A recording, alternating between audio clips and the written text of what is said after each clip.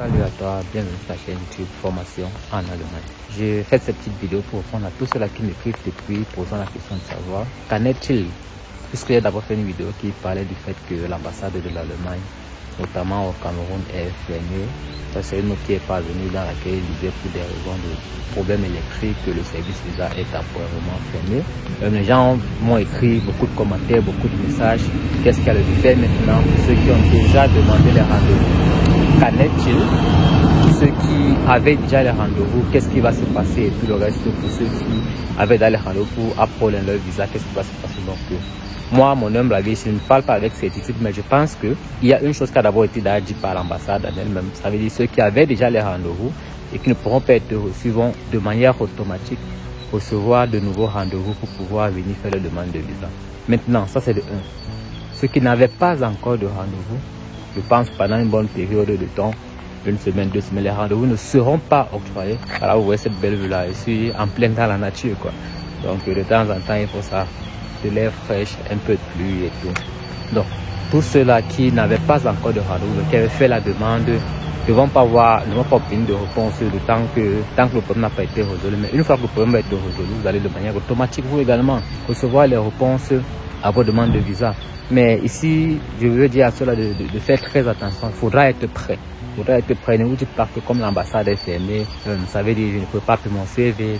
Ça veut dire que je ne dois plus m'engager à trouver la place de formation. Je ne dois plus me préparer aux questions qui pourront m'être posées lors de ma demande de visa. Non, ce serait une très grosse erreur pour vous parce que quand l'ambassade fait généralement ce genre de choses, lorsqu'ils ouvrent, ils donnent beaucoup de visas. Ils donnent beaucoup de visas dans la mesure où vous ne faites pas d'erreur parce que la moindre erreur que vous aurez fait peut vous empêcher d'avoir votre visa. Donc, moi je vais dire, ceux qui n'avaient pas encore demandé de rendez-vous, demandez vos rendez-vous. La demande de rendez-vous sont toujours possibles. Demandez simplement vos rendez-vous et vous attendez.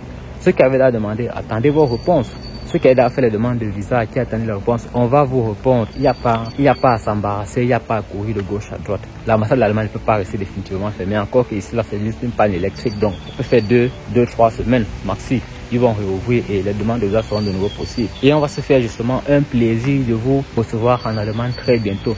Mais comme j'ai dit dans la précédente vidéo, je le dis encore aujourd'hui, pour ceux qui n'ont même pas encore de contrat de formation, qui n'ont pas encore de place de formation, rien du tout, c'est vrai que l'ambassade est fermée, mais concentrez-vous sur votre procédure. Améliorez votre niveau de langue. Postulez dans les écoles. J'ai déjà fait plusieurs vidéos sur cette chaîne qui montrent comment postuler pour obtenir une place de formation. Postulez dans les écoles de formation.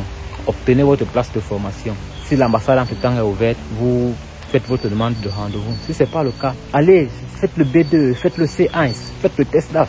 Mais ne restez pas à la maison. Parce que si vous faites l'erreur de rester à la maison et que le jour que vous passez à l'ambassade, votre niveau de langue, ça veut dire ce que vous parlez, ce qui sort de votre bouche comme mots, comme expression linguistique, comme structure grammaticale et autres, ne correspond pas peut-être à votre diplôme. Vous allez vous voir un visa refusé pour le niveau de langue insuffisant. Je pense que vous connaissez tous quelqu'un dans votre centre de langue, dans votre quartier, dans votre famille, qui a d'ailleurs un refus de visa pour une raison farfelue, comme quoi niveau de langue insuffisant. Avec quoi est-ce qu'on a mesuré ça? Alors qu'il a un B2, parce que justement, il ne parlait pas. Donc, je ne sais pas ce temps-ci que l'ambassade est fermée pour vous décourager, pour vous dire je n'apprends plus, je vais attendre que l'ambassade ouvre d'abord avant d'essayer de faire quoi que ce soit. Non, ce serait une grosse erreur. Restez focus dans votre objectif. S'il faille continuer avec le cours de langue B1, B2, C1, faites-le. S'il faille attendre le rendez-vous 2 mois, 3 mois qu'ils ouvrent, il faut justement que lorsqu'ils ouvrent, vous soyez les premiers à entrer à l'ambassade. L'expérience a prouvé que jusqu'ici, à chaque fois que l'ambassade, vous pouvez regarder, après la crise sanitaire de Covid, avant ça, il y a eu d'autres situations même où l'ambassade était saturée. À chaque fois que l'ambassade a fermé ses portes pour un certain temps, pour une raison ou une autre, lorsqu'elle a réouvert les portes, les rendez-vous étaient faciles à obtenir. C'était le cas, par exemple, lorsque vous regardez l'année passée, là, on a ouvert la rubrique rendez-vous sans faux absolument qui passe déjà. Et deuxièmement, on obtient plus de visas. Parce que si on refusait même, disons même qu'on donne 10 visas par semaine, en un mois, ça fait quelque chose. On a 4 semaines, ça fait 40 visas. Maintenant, si on a fermé pendant 2 semaines, faites le calcul avec moi. Si on a fermé pendant 2 semaines et qu'on ouvre 2 semaines plus tard, ça veut dire qu'il y a 2 fois 10 visas qui n'ont pas encore été octroyés et qui peuvent donc être octroyés, qu'on peut chercher à rattraper en donnant plus de visas. Donc, soyez de ceux qui vont être les premiers à entrer à l'ambassade au moment où on va réouvrir les portes. Ça, c'est le seul conseil que je peux vous donner. Soyez juste prêts. serez les premiers à entrer à l'ambassade. Parce que lorsque les visas vont commencer à pleuvoir, là, il faut que le vôtre soit parmi. Donc ça, c'était là ce que je voulais partager avec vous. Et puis, mettez-moi en commentaire si vous avez d'autres préoccupations. Qu'est-ce que vous pensez de cette situation? Où est-ce que vous en êtes avec votre dossier? Est-ce que vous pensez que si l'ambassade ouvre ses portes demain, vous serez prêt? Si oui, c'est une bonne chose. Sinon, travaillez à être prêt. D'ici là, on se dit à bientôt.